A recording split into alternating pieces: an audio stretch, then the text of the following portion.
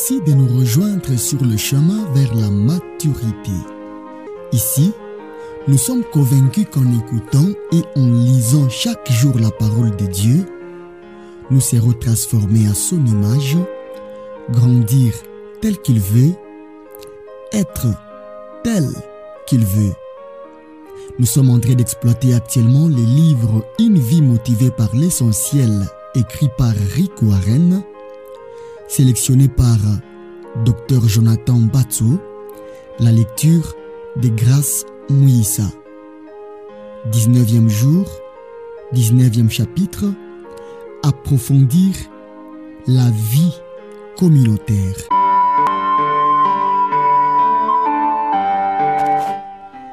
Ceux qui travaillent à la paix sèment la paix, une sémence qui aura pour fruit ce qui est juste.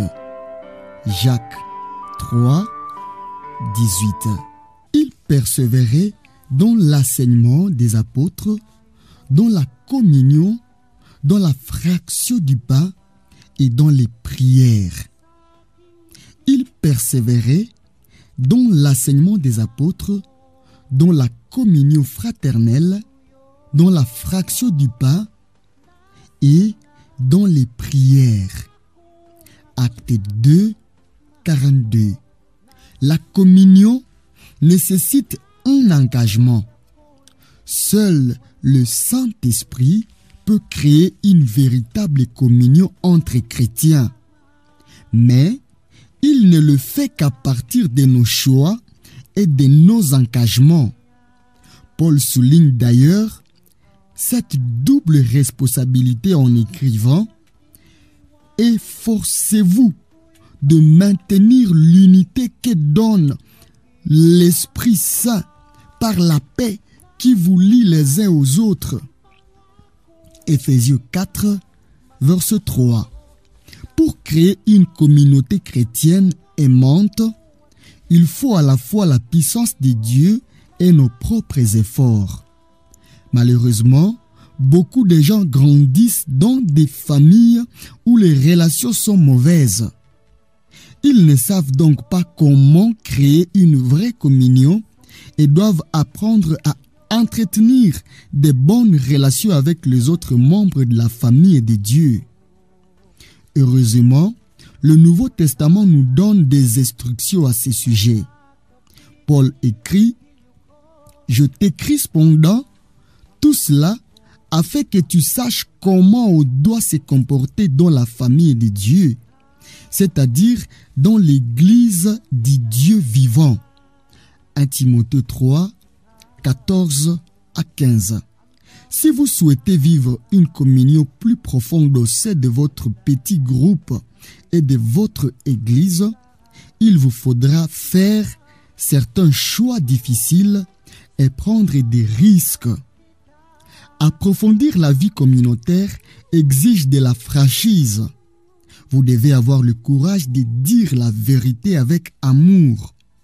Même si vous préférez cacher le problème ou éviter, il est plus facile de garder le silence lorsque ceux qui nous entourent se blessent eux-mêmes ou font du mal aux autres. Mais ce n'est pas ce que l'amour nous dit de faire. La plupart des gens n'ont personne qui les aime suffisamment pour leur dire la vérité, même si elle est difficile à entendre, si bien qu'ils continuent à vivre d'une façon destructive. Souvent, nous savons ce qu'il faut dire à quelqu'un, mais nous avons peur. Beaucoup de cellules n'ont pas grandi à cause de la peur. Personne n'a eu le courage de parler lorsqu'un membre est sorti du droit chemin. La Bible nous invite à dire la vérité dans l'amour. Éphésiens 4, verset 15. Parce que sans transparence, il n'y a pas de vraie communauté. Salomon disait, celui qui répond franchement donne une preuve de son amitié. Proverbe 24, verset 26. Il est nécessaire d'aimer suffisamment celui qui pêche ou est tenté pour pouvoir l'avertir. Paul a dit, « Frères, si un homme vient à être surpris en faute, vous qui êtes spirituels, redressez-les avec un esprit de douceur. » Galates 6, 1 à 2. Beaucoup d'assemblées et de cellules se limitent à des rapports superficiels, car elles ont peur des conflits. Chaque fois que surgit une tension ou un malaise, on l'évite pour protéger un faux sentiment de paix. Le souci de ne pas faire des vagues encourage tout le monde à se taire et à enterrer le problème. Résultat, la question n'est pas réglée et tous sont frustrés. Tous connaissent le problème, mais personne n'en parle ouvertement. Cela crée une ambiance malsaine où toutes sortes de rumeurs circulent. Paul propose une solution toute différente. Renoncez au mensonge et que chacun de vous parle selon la vérité à son prochain, car nous sommes membres les uns des autres. Éphésiens 4, verset 25. La véritable communion, que ce soit dans un couple, entre amis ou à l'église, est intimement liée à la franchise dont on fait preuve. Si vous n'avez pas le courage de parler des problèmes et de les régler, vous ne serez jamais proches les uns des autres. Une fois les conflits réglés, nous nous rapprochons les uns des autres, car nous avons appris à regarder en face nos désaccords et à les résoudre. La Bible affirme, « Celui qui reprend son prochain gagnera finalement sa faveur, plutôt que l'homme au langage flatteur. » Proverbe 28, verset 23. Toutefois, cette franchise ne nous autorise pas à dire n'importe quoi à tout moment au risque de blesser les autres inutilement. Les Écritures affirment qu'il faut attendre les bons moments et dire les choses de la bonne manière. Ecclésiaste 8, verset 6. Des paroles irréfléchies peuvent causer de profondes blessures. Dieu nous dit de nous parler les uns aux autres comme les membres d'une famille qui s'aime.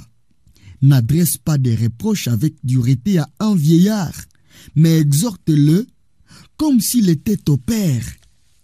Traite les jeunes gens comme des frères, les femmes âgées comme des mères, et les jeunes femmes comme des sœurs. 1 Timothée 5, 1 à 2. Malheureusement, des milliers de communautés ont été détruites par le manque de franchise. Paul écrivit sévèrement à l'Assemblée de Corinthe parce qu'elle avait accepté l'immoralité en son sein sans réagir. Comme personne n'avait le courage de parler du problème, il dit, « Pour moi, absent de corps mais présent d'esprit, j'ai déjà jugé comme si j'étais présent celui qui a commis un tel acte. C'est bien à tort que vous vous glorifiez. Ne savez-vous pas qu'un peu de levain fait lever toute la pâte? Faites disparaître les vieux levains afin que vous soyez une pâte nouvelle, puisque vous êtes sans levain. Car Christ, notre Pâque, a été immolé. Je vous ai écrit dans ma lettre de ne pas avoir des relations avec des débauchés, non pas d'une manière absolue avec les débauchés de ce monde, ou avec les cupides et les ravisseurs, ou avec les idolâtres. Autrement, il vous faudrait sortir du monde. Maintenant, ce que je vous ai écrit, c'est de ne pas avoir des relations avec quelqu'un qui, se nommant frère, est débauché ou cupide ou idolâtre ou outrageux ou ivrogne ou ravisseur, de ne pas même mangé avec un tel homme? Qu'ai-je en effet à juger ceux du dehors? N'est-ce pas ceux du dedans que vous avez à juger? 1 Corinthiens 5, 3 à 12. Approfondir la vie communautaire exige de l'humilité. L'arrogance, la suffisance et l'orgueil détruisent la communauté. L'orgueil dresse des murs entre les gens, alors que l'humilité bâtit des ponts. L'humilité est vraiment une aide pour les relations et la communion fraternelle. C'est pourquoi la Bible dit « Et tous, dans vos rapports mutuels, revêtez-vous d'humilité. » 1 Pierre 5, verset 5. La suite du verset dit « Car Dieu résiste aux orgueilleux, mais il fait grâce aux humbles. » 1 Pierre 5, verset 5. Voilà une raison de plus d'être humble. L'orgueil empêche la grâce de Dieu d'agir dans notre vie, alors que nous avons besoin de cette grâce pour grandir, pour changer, guérir et aider les autres. Nous recevons la grâce de Dieu lorsque nous admettons amplement que nous en avons besoin.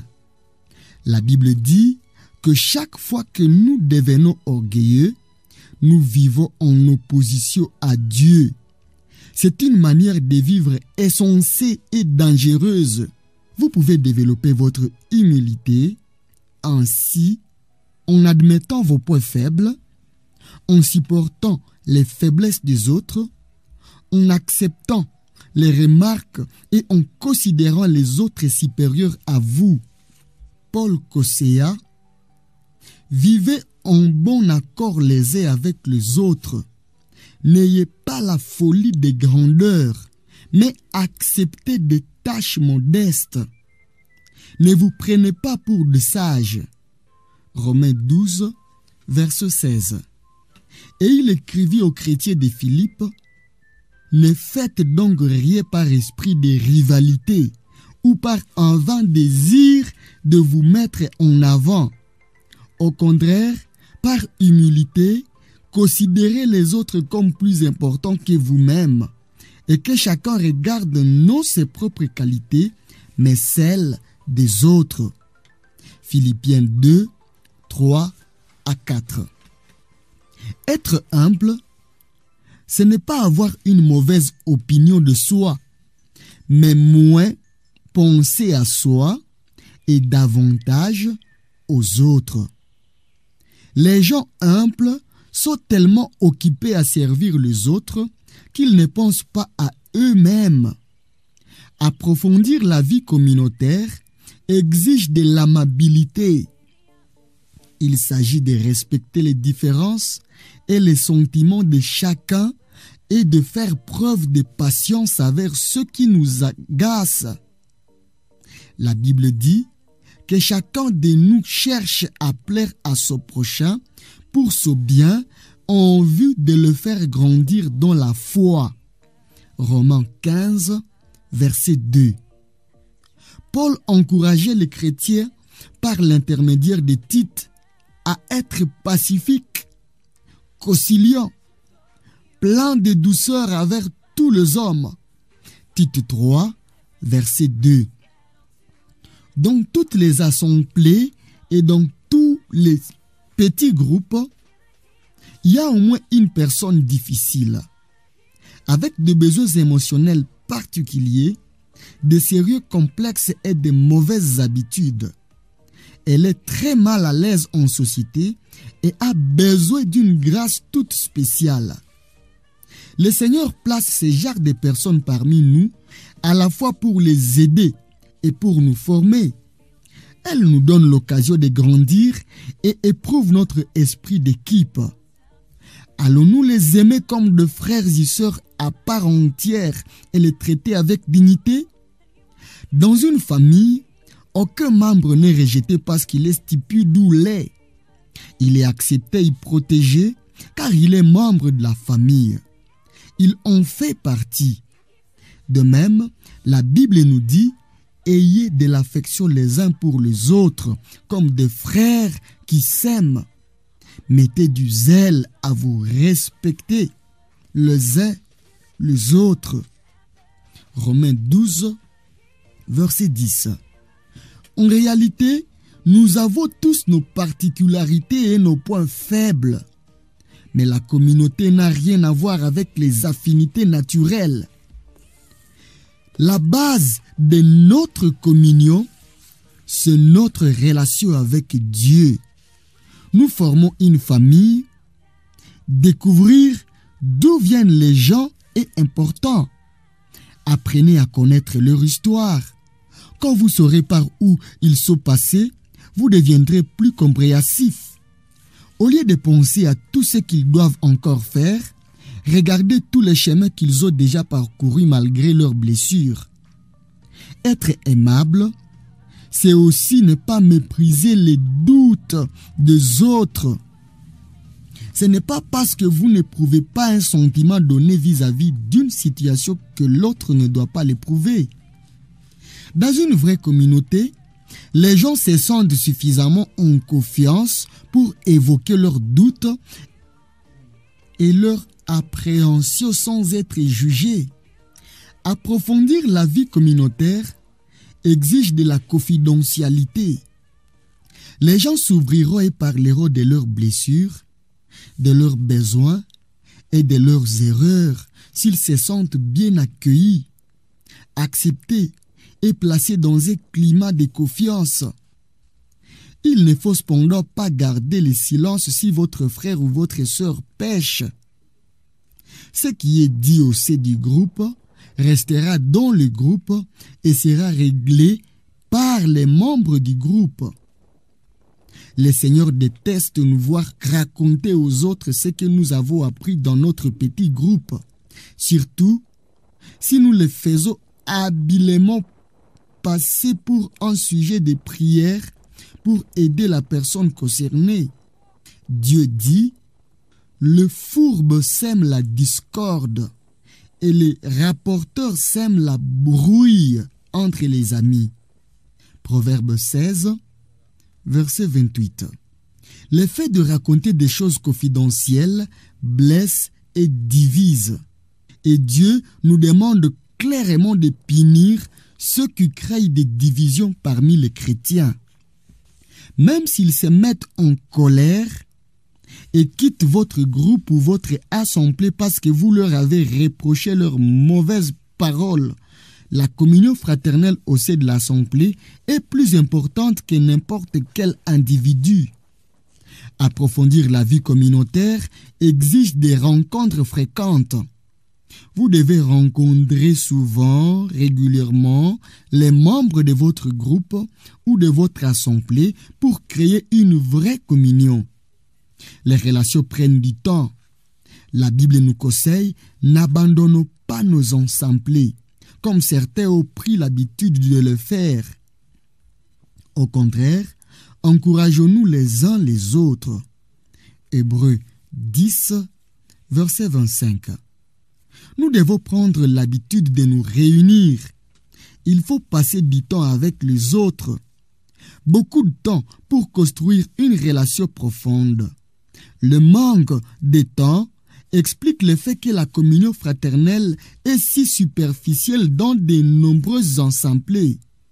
Les membres se réunissent uniquement pour attendre la prédication du pasteur. La vie communautaire ne repose pas sur ce qui nous arrange. Nous nous rassemblerons quand j'en aurai envie, mais sur la conviction profonde que nous en avons besoin pour notre santé spirituelle.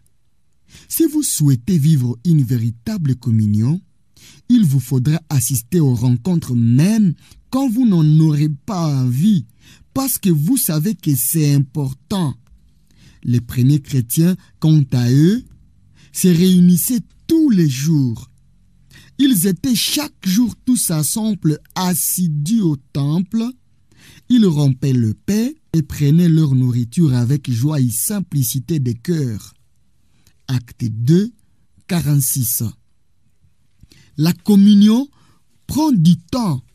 Si vous êtes membre d'une cellule ou d'un autre groupe, je vous invite à faire un manifeste des groupes incluant les 9 caractéristiques de la communion fraternelle.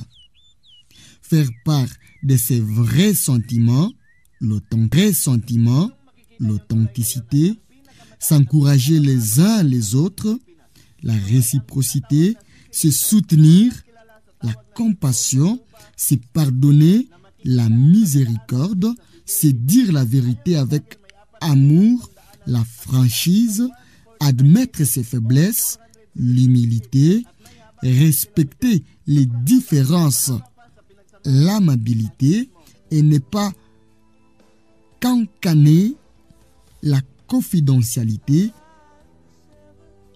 et donner la priorité au groupe, la régularité. Il suffit de regarder la liste des caractéristiques pour comprendre pourquoi la vraie communion est si rare. Elle implique que nous abandonnions notre égoïsme et notre indépendance pour devenir interdépendants. Mais les avantages d'une vie de communion dépassent de loin ses inconvénients et cette vie nous prépare pour le ciel.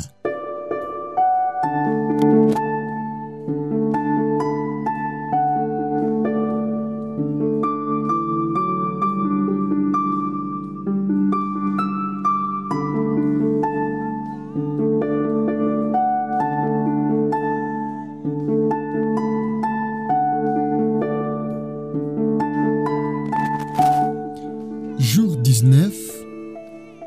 Définir mon objectif et idée à méditer. Pour approfondir la vie communautaire, il faut s'y consacrer. Verset à retenir. Voici comment nous savons ce qu'est l'amour.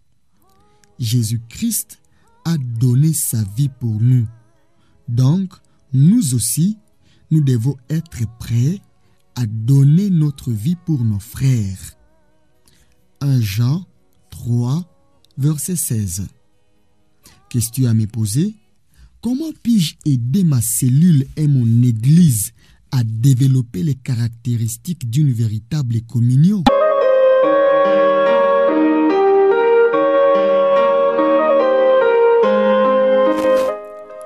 Merci d'avoir suivi cette capsule. Elle est tirée du livre Une vie motivée par l'essentiel, écrit par Rick Warren, sélectionné par Dr Jonathan Batso, la lecture de Grâce Mouissa. Ici, nous sommes convaincus qu'en écoutant et en lisant chaque jour la parole de Dieu, nous serons transformés à son image, grandir tel qu'il veut, être tel qu'il veut. Nous avons hâte d'écouter les témoignages des vies transformées par l'Évangile. Grâce et paix au Fils de Dieu.